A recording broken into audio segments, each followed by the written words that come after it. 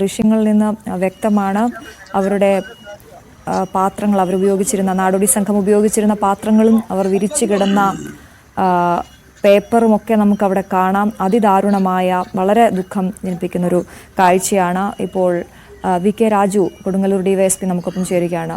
Sir, എന്താണ് sir ഇപ്പോൾ ഇത് ഈ ദാരുണമായ ഒരു വാർത്തയാണ്. അമിത വേഗതയിലായിരുന്നു ലോറി. താങ്കൾക്ക് തരാൻ കഴിയുന്ന വിവരങ്ങൾ എന്തൊക്കെയാണ്? ഹലോ സാർ, കേൾക്കാമോ?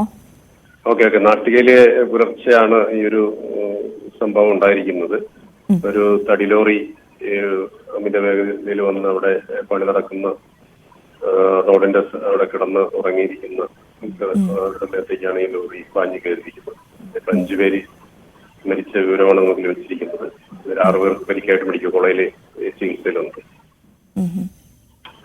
ഈ അമിത വേഗത ഒപ്പം ഈ അദ്ദേഹത്തിന്റെ കോൾ കട്ടായിരിക്കുകയാണ്. എന്തായാലും നമുക്ക് ലഭ്യമായ വിവരങ്ങൾ അത് തന്നെയാണ് അദ്ദേഹം ആവർത്തിച്ചത്. അതിൽ കൂടുതലൊന്നും അദ്ദേഹത്തിൽ നിന്നും അറിയാൻ സാധിച്ചിട്ടില്ല. ഈ പ്രതികളെ സംബന്ധിച്ച് ഈ ലോറി ഡ്രൈവറെയും ക്ലീനറെയും സംബന്ധിച്ചാണ് നമുക്കിനി കൂടുതൽ അറിയേണ്ടത്. പക്ഷേ അദ്ദേഹം അതുമായി ബന്ധപ്പെട്ട വിവരങ്ങൾ പങ്കുവച്ചില്ല.